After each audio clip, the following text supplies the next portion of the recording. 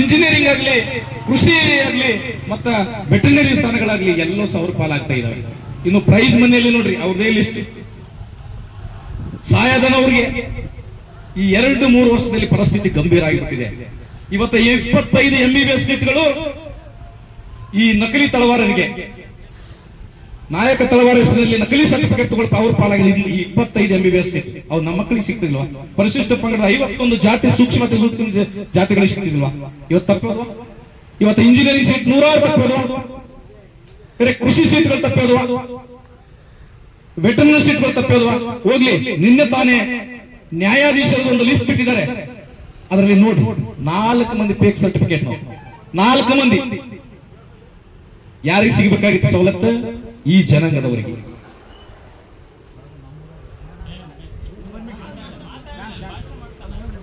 ಇರ್ಲಿ, ಇವತ್ತ ಎಲ್ಲಾ ಸವಲತ್ತುಗಳು ಅವ್ರ ಪಾಲಾಗ್ತಾ ಇದೆ. ಯಾರಿಗೆ ಸೇರಿಸಿದ್ರು? 2010ರಲ್ಲಿ ಇದೇ ಬಿಜೆಪಿ ಸರ್ಕಾರದ ಅಂದಿನ ಮುಖ್ಯಮಂತ್ರಿ BS ಯಡಿಯೂರಪ್ಪನವರು ನಾಯಕ ತಳವಾರ ನಾಯಕ ಪರಿವಾರವನ್ನು ಕುಲಶಾಸ್ತ್ರ ಅಧ್ಯಯನ ಮಾಡಿಸಿದ್ರು. ಆ ಕುಲಶಾಸ್ತ್ರ ಅಧ್ಯಯನದ ವರದಿ ಮೇಲೆ ಈಗಿನ ಮುಖ್ಯಮಂತ್ರಿ ಇರ್ತಕ್ಕಂಥ ಸಿದ್ದರಾಮಯ್ಯ ಸರ್ ಅವರು ಆಗ 2014ರಲ್ಲಿ ಅವರೇ ಮುಖ್ಯಮಂತ್ರಿ.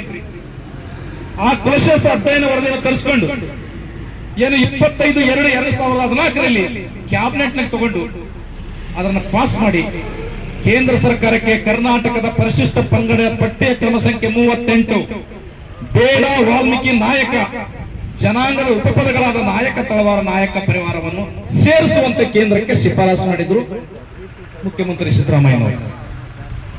ಅದರ ಆಧಾರದ ಮೇಲೆ 6 ವರ್ಷಗಳ ನಂತರ ಬಿಜೆಪಿಯ ಸರ್ಕಾರದ ಪ್ರಧಾನಮಂತ್ರಿಗಳಾದ ಮೋದಿಜಿ ಅವರು 19/3/2020ರಲ್ಲಿ ಕರ್ನಾಟಕದ ಪರಿಶಿಷ್ಟ ಪಂಗಡಗಳ ಪಠ್ಯ ಕ್ರಮ ಸಂಖ್ಯೆ 38 ಬೇಡ ನಾಯಕ ಬೇಡ ವಾಲ್ಮೀಕಿ ಉಪಪದವಾಗಿ ನಾಯಕ ತಳವಾರ ನಾಯಕ ಪರಿವಾರವನ್ನು ಸೇರಿಸಿ ಪರಿಶಿಷ್ಟ ಪಂಗಡ ಸ್ಥಾನವನ್ನು ಪಡೆಯುವುದಕ್ಕೆ ಆದೇಶ ಮಾಡಿದರು. ಗೆಜೆಟ್ ನೋಟಿಫಿಕೇಶನ್ ಆಯಿತು. ಅದಾದ ನಂತರ ರಾಜ್ಯಕ್ಕೆ ಬಂದು ಅವರು ಸರ್ಕಾರ ಗೆಜೆಟ್ ನೋಟಿಫಿಕೇಶನ್ ಮಾಡಿತ್ತು. ಯಾವುದೇ ತೊಂದರೆ ಇದ್ದಿಲ್ಲ. 6/6/2020ರಲ್ಲಿ ಒಂದು ಸರ್ಕಾರ ನೋಟಿಫಿಕೇಶನ್ ಮಾಡಿ ಈ ನಾಯಕ ತಳವಾರ ನಾಯಕ ಪರಿವಾರವನ್ನು ಪರಿಶಿಷ್ಟ ಪಂಗಡದಾಗ ಸೇರಿಸಿ ಯಾವುದೇ ವ್ಯತ್ಯಾಸ ಇಲ್ಲ ಅಂತ ನೋಟಿಫಿಕೇಶನ್ ಮಾಡಿದ್ರು. ಆಮೇಲೆ 28/5/2020 ನೋಟಿಸ್ ಮಾಡಿದ್ರು. ಯಾವುದೇ ತೊಂದರೆ ಇಲ್ಲ. ಮತ್ತೆ ಗೊಂದಲ ಮಾಡಿಕೊಂಡಂತ ಜಿಲ್ಲಾಧಿಕಾರಿಗಳು 31/8/2020ಕ್ಕೆ ಸ್ಪಷ್ಟವಾಗಿ ಒಂದು ಆದೇಶ ಮಾಡಿದ್ರು. ಗೊಂದಲ ಮಾಡ್ಕೋಬೇಡ್ರಿ, ಇದು ನಾಯಕ ಜನಾಂಗದ ತಳವಾರಿಗೆ ನಾಯಕ ಜನಾಂಗದ ಪರಿವಾರಿಗೆ ಮಾತ್ರ ಎಷ್ಟಿ ಸೌಲಭ್ಯ ಸಿಗೋದು. ಹಿಂದುಳಿದ ವರ್ಗದ ಪರಿವಾರ ಮತ್ತು ತಳವಾರದವರಿಗೆ ಕೊಡ್ಲಕ್ ಬರೋದಿಲ್ಲ. ಹಿಂದುಳಿದ ವರ್ಗದಲ್ಲಿ ತಳವಾರ ಇದ್ದಾರೆ, ಅದು ಪ್ರವರ್ಗ 1ರಲ್ಲಿ ಇದ್ದಾರೆ, ಪ್ರವರ್ಗ 2ರಲ್ಲಿ ಇದ್ದಾರೆ, ಪ್ರವರ್ಗ 3ಯಲ್ಲಿ ಇದ್ದಾರೆ, ಎಲ್ಲಾ ಕಡೆ ಇದ್ದಾರೆ. ಹಿಂದುಳಿದ ವರ್ಗದಾಗ ಬರ್ತಕ್ಕಂಥ ತಳವಾರಿಗೆ ಕೊಡಕ್ಕೆ ಅವಕಾಶ ಇಲ್ಲ ಅಂತ ಸ್ಪಷ್ಟೀಕರಣ ಕೊಟ್ಟಿತ್ತು. ತಳವಾರ ಅಂತಕ್ಕಂಥದ್ದು ಒಂದು ವೃತ್ತಿ ಸೂಚಕ ಪದ.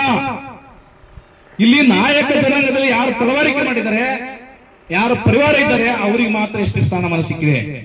ಹಿಂದುಳಿದ ವರ್ಗದಲ್ಲಿ ಇರ್ತಕ್ಕಂಥ ತಳವಾರರು ಇಲ್ಲಿ ಅಂಬಿಗ ಜಾತಿಯಲ್ಲಿ ಕೋಲಿ ಸಮಾಜದಲ್ಲಿ ತಳವಾರ ಇದ್ದಾರೆ, ಕುರುಬ ಸಮಾಜದಲ್ಲಿ ತಳವಾರ ಇದ್ದಾರೆ, ಮುಸಲ್ಮಾನರಲ್ಲಿ ತಳವಾರ ಇದ್ದಾರೆ, ಲಿಂಗಾಯತರಲ್ಲಿ ತಳವಾರ ಇದ್ದಾರೆ, ಛಲವಾದಿಗಳಲ್ಲಿ ತಳವಾರ ಇದ್ದಾರೆ. ಆದ್ರೆ ಅವರೆಲ್ಲರೂ ವೃತ್ತಿ ಸೂಚಕ ತಳವಾರರು. ಅವರಿಗೆ ಸೇರಿಸಿಲ್ಲ ಸ್ವಾಮಿ, ಓನ್ಲಿ ನಾಯಕ ತಳವಾರ ನಾಯಕ ಪರಿವಾರದವರಿಗೆ ಸೇರಿಸಿಲ್ಲ. ಅದ ನಂತರ 2 ವರ್ಷ ತನಕ ಯಾವುದೇ ಗೊಂದಲ ಆಗಲಿಲ್ಲ. ಈ ರಾಜ್ಯದ ಅಂದಿನ ಮುಖ್ಯಮಂತ್ರಿ, ಬಿಜೆಪಿ ಸರ್ಕಾರದ ಅಂದಿನ ಮುಖ್ಯಮಂತ್ರಿ ಬಸವರಾಜ ಬೊಮ್ಮಾಯಿ ಅವರು ಸಂವಿಧಾನ ಬಾಹಿರವಾಗಿ ಒಂದು ಹೇಳಿಕೆಯನ್ನು ಕೊಟ್ಟು, ಕಾನೂನು ಮೀರಿಗೆ ಒಂದು ಹೇಳಿಕೆಯನ್ನು ಕೊಟ್ಟರು.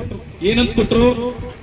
ಏನು 31/10/2022 ಕಲಬುರಗಿ ಹಿಂದುಳಿದ ವರ್ಗದ ಸಮಾವೇಶದಲ್ಲಿ ನಾನು ಸುಮ್ಮನೆ ಬಂದಿಲ್ಲ, ನಾನು ಖಾಲಿ ಕೈಯಲ್ಲಿ ಬಂದಿಲ್ಲ, ಕೋಲಿ ಕಬ್ಬಲಿಗ ಸಮಾಜದ ತಳವಾರಿಗೆ ನನ್ನ ಎಷ್ಟೇ ಪ್ರಮಾಣ ಪತ್ರ ಕೊಡ್ಲಿಕ್ಕೆ ಆದೇಶ ತಂದೇನೆ ಅಂತ ಹೇಳಿ ಕಾನೂನು ಬಾಹಿರವಾಗಿ ಹೇಳಿ ಇವತ್ತ ಸಮಾಜದಲ್ಲಿ ಸಾಮರಸ್ಯವನ್ನು ಹಾಳು ಮಾಡಿ ಸಮಾಜದಲ್ಲಿ ಗೊಂದಲ ಸೃಷ್ಟಿ ಮಾಡ್ಲಿಕ್ಕೆ ಅಂದಿನ ಮುಖ್ಯಮಂತ್ರಿನೇ ಕಾರಣ ಅದ.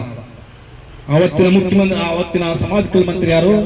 ನಮ್ಮ ಸಮುದಾಯದ ಶ್ರೀರಾಮ ಅಣ್ಣ. ನೀನು ಸಮಾಜ ಕಲ್ಯಾಣ ಮಂತ್ರಿ, ಮತ್ತೆ ನೀವು ಸಮಾಜ ಕಲ್ಯಾಣ ಮಂತ್ರಿ ಜೊತೆಯಲ್ಲಿ ನಮ್ಮ ಸಮಾಜದ ಎಲ್ಲ ಬಹುತೇಕ ಶಾಸಕರಿದ್ದೀರಿ. ನಿಮ್ಮ ಗಮನಕ್ಕೆ ಇಲ್ಲಾರ್ದರೆ ಈ ಆದೇಶವನ್ನು ಮುಖ್ಯಮಂತ್ರಿ ಹೆಂಗ್ ಹೊರಡಿಸಿದ್ರು? ಒಬ್ಬ ಸಮಾಜಕರ ಮಂತ್ರಿ ಗಮನಕ್ಕಿಲ್ಲ ಹೆಂಗ್ ಹೊಡಿಸಲು ಅಂತ ಅವತ್ತಿನ ದಿನ ನಾವು 1 ನವೆಂಬರ್ 1ಕ್ಕೆ ನಾವು 2022 ಅದನ್ನು ಮುತ್ತಿಗೆ ಹಾಕಿದೀವಿ ಯಾದಗಿರಿ ಜಿಲ್ಲೆಯಲ್ಲಿ. ಶ್ರೀರಾಮುಲು, ರಾಜಗೌಡ ಮತ್ತೆ ಇಡೀ ಬಿಜೆಪಿ ತಂಡವನ್ನು ಮುತ್ತಿಗೆ ಹಾಕಿದ್ವಿ ತಪ್ಪಿದಂತೆ. ಅವತ್ತು ತಪ್ಪಿಬ್ಬಾದ್ರು ನನ್ನ ಗಮನಕ್ಕಿಲ್ಲ ಅಂತ ಹೇಳಿದ್ರು. ಅದಾದ ನಂತರ ಏನು ಬಾಗಲಕೋಟೆ ಹೋರಾಟ ಮಾಡಿದ್ವಿ.